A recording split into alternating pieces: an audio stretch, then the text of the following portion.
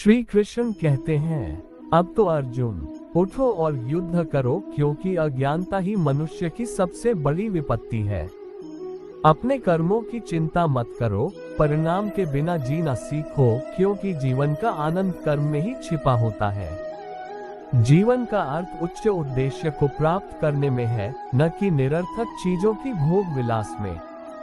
समय बदल जाता है, इसलिए तुम भी अपनी सोच और कर्मों को बदलो।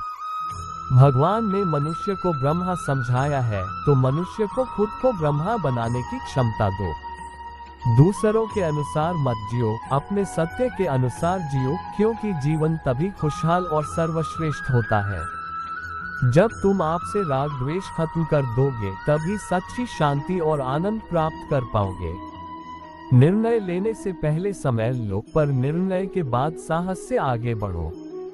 अपने जीवन को साधारणता से अतीत ले जाने के लिए तुम्हें असाधारण कर्मों की आवश्यकता होगी। जीवन का सबसे बड़ा धन है सत्यता, इसे नष्ट न करें और सत्य के मार्ग पर चलना सीखें। अच्छे कर्म करने के लिए प्रेरणा खोजो, क्योंकि अच्छे कर्म तुम्हें उच्चतम सच्चाई की ओर ले जाते हैं। अपनी इच्छाओं को अधीन बनाओ, क्योंकि इच्छाओं की वश में रहने वाले मनुष्य ही सच्चा स्वतंत्र होता है। जीवन का सबसे बड़ा लक्ष्य अपनी आत्मा का अभिवृद्धि है, और यह सच्चा धन है जिसे तुम संचित कर सकते हो। तुम्हारी सफलता तुम्हारे कर्मों के अनुरूप होगी, इसलिए अपने कर्मों को समर्पित रखो और उन्हें सही दिशा में चलाओ। कर्मों में स्वार्थ न रखो, सबका भला करने का आदर्श अपनाओ, क्योंकि दान करने वाला ही सच्चा महान होता है। जब तुम अन्याय के सामर्थ्य को बढ़ाने की कोशिश करोगे, तब तुम सच्चे न्याय के लिए लड़ाई दे रहे हो। अपने कर्मों का पुनर्जन्म न करो, बल्कि उन्हें सच्ची प्रगति का माध्यम बनाओ। सफलता की कुंजी अनुशासन है, अपने जीवन में अनुशासन को स्थान दो। कर्म में लीनता से जीने वाला व्यक्ति शांति और संतोष का अनुभव करता है।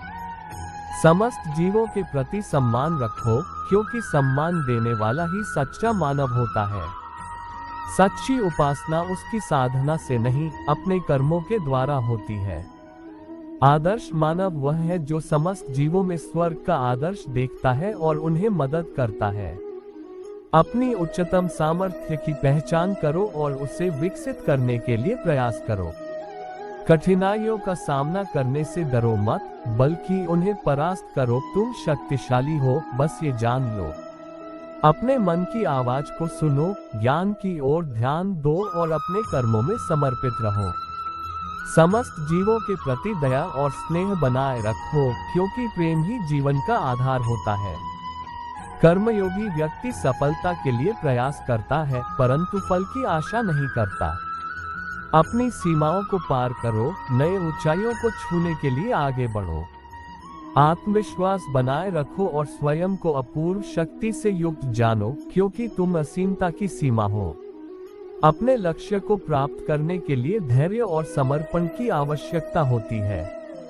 जीवन का सबसे महत्वपूर्ण कार्य है स्वयं को अद्वितीय बनाना, और यह सत्यता है कि तुम अद्वितीय हो।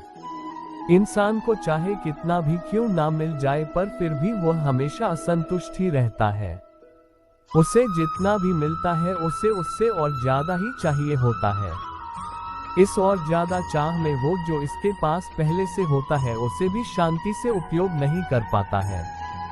अगर हम असंतुष्ट की बजाय हमें जो मिलता है उसमें संतुष्ट हो जाए, तो हमें उसका फल जरूर मिलता है।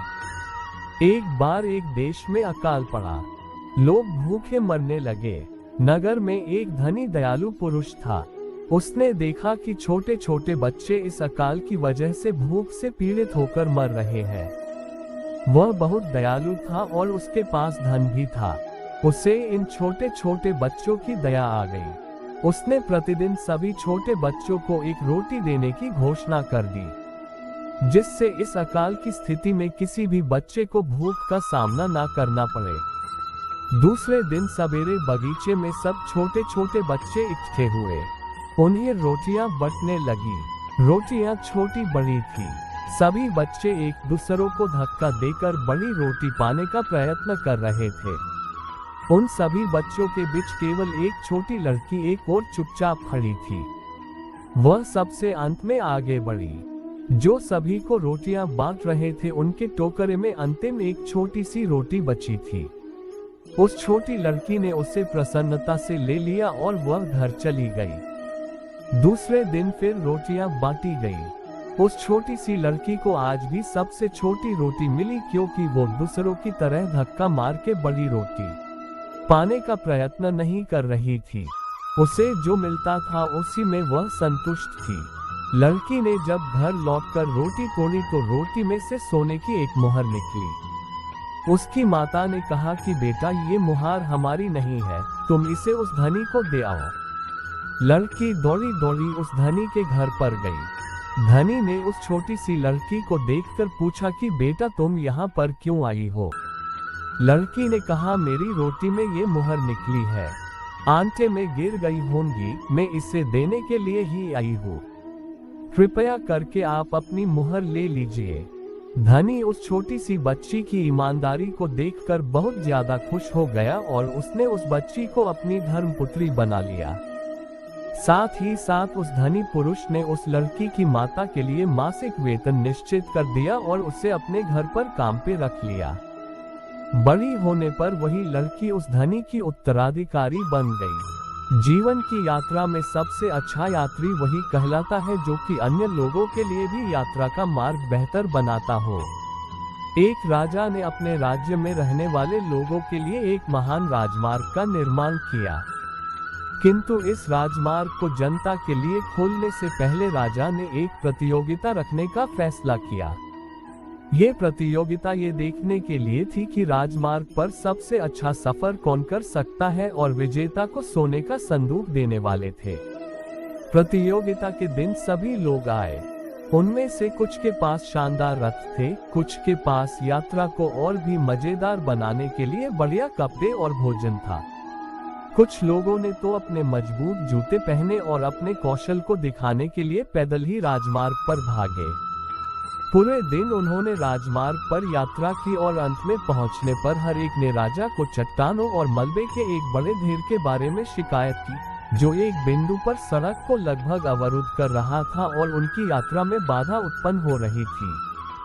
दिन के अंत में एक अकेला यात्री युद्ध के दौरान फिनिश लाइन को पार कर राजा के पास चला गया। वह थका हुआ और गंदा था, लेकिन उसने राजा को बहुत सम्मान के साथ संबोधित किया और उसने राजा को एक सोने का संदूक सौंपा। उन्होंने कहा कि मैं चट्टानों और मलबे के ढेर को साफ करने के रास्ते पर रुक गया था, जो कि सड़क को अवरुद्ध कर रहा था। सोने का ये संदूक उसके नीचे था और मुझे ये संदूक वहां से मिला। उन्होंने राजा से ये भी कहा कि आप कृपया इसे इसके सही मालिक को लौटा दें।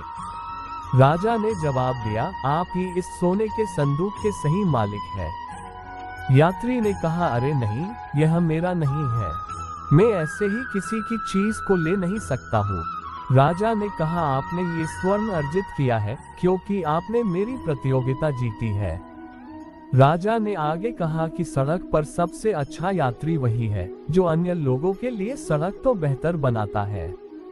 जीवन की सड़क यात्रा के रूप में ज्ञान के उन शब्दों को याद रखें। इतना बोलते हुए राजा ने वह सोने का संदूक उस यात्री को दे दिया और उस यात्री जो इस प्रतियोगिता में विजयी घोषित किया, वह यात्री भी बहुत खुश हो गया और उसने राजा का धन्यवाद भी किया। अगर आपको हमारी वीडियो अच्छी लगी हो तो अपने दोस्तों के साथ भी शेयर कीजिए और कमेंट में जरूर बताइए कि कैसी लगी हमारी वीडियो। दोस्तों, आज बस इतना ही, मिलते हैं फिर एक नए वीडियो के साथ। तब तक के लिए अपना ध्यान रखें और चैनल को सब्सक्राइब कर दें। धन्यवाद। जय श्री कृष्ण।